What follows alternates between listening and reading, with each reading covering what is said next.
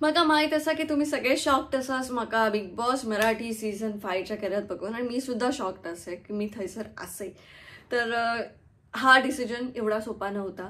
बराच वेळ घेऊन मी हा निर्णय घेतलाय कारण मला माहिती आहे की जसे तुमच्या मनात प्रश्न आहेत तसे माझ्या मनातही होते की हा शो स्क्रिप्टेड असतो का, या शोमध्ये मोबाईल दिला जातो का, या शोमध्ये जाणून बुजून गोष्टी घडवल्या जातात का, आणि तसं असेल तर मला हे सगळं जमणार नाहीये.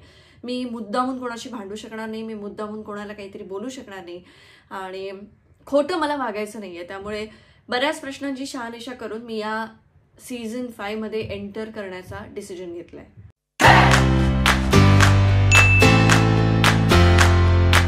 सगळ्यात मोठं माझ्यासमोर आव्हान काय असणार आहे माहितीये, मोबाईल शिवाय राहणं. कारण एवढी वर्ष झाली आहेत मी मोबाईल शिवाय राहिलेले नाहीये आणि सतत काही ना काहीतरी चालू असतं, मोबाईल हे ते.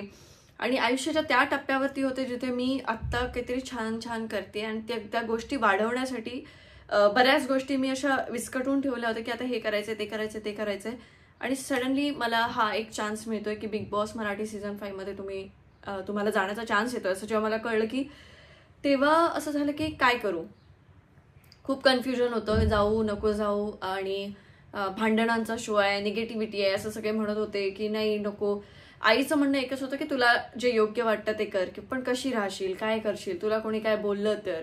आणि बरेच प्रश्न होते.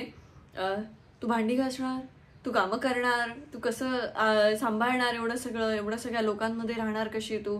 कारण हॉस्टेल नंतर मला आठवत नाहीये की मी असा एक्सपिरियन्स घेतलाय की अनोळखी लोकांसोबत राहणं आणि त्याच्यानंतर छान त्यांच्यासोबत एक थोडा वेळ घालवणं. इथे टास्क असतात किंवा इथे एकमेकांची उणीधुणी काढली जातात, हे सगळे प्रश्न होते, या सगळ्या शंका आईच्या मनात होत्या. पण खूप विचारपूर्वक मी हा डिसिजन घेतलाय. करिअरच्या आपण अशा स्टेजवरती असतो जिथून एकतर तुमचं करिअर ह्या प्लॅटफॉर्ममुळे बूस्ट होऊ शकतं किंवा तुम्ही घरी पण बसू शकता की काहीच म्हणजे लोक तुम्हाला हेट करतील असं पण वेळ येऊ शकते. खूप भीतीदायक असा हा निर्णय होता, रिस्क होती, पण वाटलं की ठीक आहे, एकदा आयुष्यात परत एकदा रिस्क घेऊन बघूया, काय जे काय होईल ते फेस करायला आपण रेडी आहोत. पण एवढ्या गोष्टीची मी तुम्हाला खात्री देते की जोपर्यंत मी बिग बॉसच्या घरात आहे तोपर्यंत मी अशी कोणताही वर्तणूक किंवा अशी कोणतीही वागणूक मी करणार नाही. मी स्वतःवरती कंट्रोल करायचा प्रयत्न करेन. पण मी एक सांगेन की मी तुम्हा सगळ्यांची एक गोष्ट खोटं बोलले आणि ती गोष्ट म्हणजे की मी खूप स्ट्रॉंग मुलगी आहे. मी अजिबात स्ट्रॉंग नाही आहे. मी खूप जास्त इमोशनल आहे, मी खूप जास्त रडते आणि मी सतत रडत असते. काही ट्रॉमा आहेत ज्या गोष्टींमुळे मला खूप त्रास होतो आणि तो त्रास कदाचित आता तुम्ही 24 तास मला बघाल त्यामुळे ते तुमच्या लक्षात येईल. मी एकटीच रडत असते, मला खांदा लागत नाही, मी एकटीच रडते. अचानक रडते, अचानक शांत होते आणि मग मी स्ट्रॉंगली बाहेर पडते. कारण आयुष्यात असं काही गोष्टी बघितल्या ज्या गोष्टींमुळे नंतर असं कळलं की आपल्याकडे स्ट्रॉंग राहण्या वाचून काही ऑप्शनच नाहीये. सो तुम्हाला कसंही काही केलं तरी स्ट्रॉंग राहायचं आणि मला खांदे नाही घ्यायचेत कोणाचे रडताना. सो ते एक अंकिताचं वेगळेपण कदाचित तुम्हाला ह्या शोमुळे दिसू शकतं. बाकी मी जशी होते तशी कधीही तुमच्याशी काही खोटं बोलले नाहीये, त्यामुळे असं काही तुम्हाला अरे हे काय, ही अशी काय, असं काही बघायला मिळणार नाही.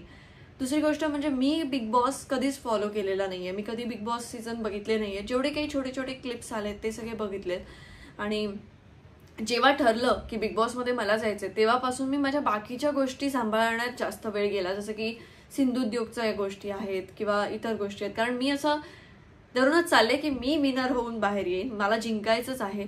पण कुठेही मला माझी माणुसकी सोडायची नाहीये, मला माझी जे काय म्हणतात नीतिमत्ता आहे ती ढासळू द्यायची नाहीये किंवा असं कुठेही की मला ऍडजस्टमेंट करून मला जिंकायचं म्हणून मी हे केलं असं मला करायचं नाहीये.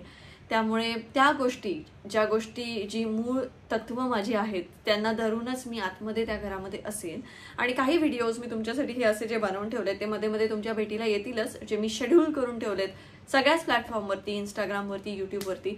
कारण मला तुमच्याशी असलेला कनेक्ट हा जास्त महत्त्वाचा आहे, तो मला तोडायचा नाहीये. आई बाबांची रिॲक्शन कशी होती ती मी तुम्हाला पुढच्या व्हिडिओमध्ये दाखवते नक्कीच. पण तुम्हा सगळ्यांचं प्रेम माझ्यावरती असू द्या. यावर्षी ट्रॉफी कोकणातच येऊ दे. कोकणात म्हणजे तसं बघायला गेलं तर मालवणमध्ये ट्रॉफी घेऊन येण्यात मला खूप जास्त आनंद होईल. कारण एक मालवणी भाषा ही जी बाबूजींनी जगाच्या कानाकोपऱ्यात पोहोचवली, त्यानंतर आता बरेच क्रिएटर्स आहेत जे ह्या गोष्टीसाठी प्रयत्न करतायत, त्यातलीच मी एक आहे. पण मी असा कधीच उद्देश घेऊन या प्लॅटफॉर्मवरती आले नाही की मला मालवणी भाषा पोहोचवायची, पण लोकांना ती माझ्या तोंडून ऐकायला मालवणी भाषा ही खूप गोड वाटायला लागली आणि त्यामुळे मी ती बोलायला लागले. तर आता ह्या भाषेला एका वेगळ्या प्लॅटफॉर्मवरती म्हणजे अस्सल पक्क्या मालवणी चढू म्हणून मी या प्लॅटफॉर्मवरती जाते. तर तुमच्या सगळ्यांचे आशीर्वाद माझ्यासोबत असाल देत. जर मी नॉमिनेट झाले तर मला नक्की वोट करा आणि ट्रॉफी कोकणात येण्यासाठी सगळ्या देवांका गारणी घाला. सगळ्या देवांका सांगा की यंदा ट्रॉफी कोकणातच येऊन दे. आमचा चढू गेला बिग बॉस मध्ये तर ट्रॉफी घेऊनच परत येऊन दे. मी तुम्हा सगळ्यांचं प्रेम आणि आशीर्वाद यामुळेच इथपर्यंत येऊन पोहोचले. यापुढचे माझे प्लॅन्स आहेत जे मी होल्डवरती ठेवलेत आणि मी 3 महिन्यांसाठीच म्हणेन की मी बिग बॉसच्या घरात जाते. तिथून आल्यानंतरही बरेच प्लॅन आहेत, तेही तुम्हाला इनडायरेक्टली सांगितले. तुमची कोकण हार्टेड गर्ल तिथून बाहेर आल्यानंतर लवकरच लग्न देखील करते. त्यामुळे तुम्हा सगळ्यांचे आशीर्वाद माझ्या पाठीशी राहू द्या आणि तुम्ही सगळे असेच प्रेम करत राहा आणि जर नॉमिनेट झाले तर नक्की वोट करा. बाकी सगळे व्लॉग जे मी शेड्यूल केले ते तुम्हाला बघायला नक्की मिळतील. नाही तर तुम्हाला असं वाटेल हिला स्पेशल काय बिग बॉसच्या घरात कॅमेरा दिलाय की काय ही व्लॉग वगैरे बनवते. तसं काही नाही. एक दिवस बसून असं व्लॉग बनवून ठेवते सगळे जे तुमच्या भेटीला लवकरच येतील.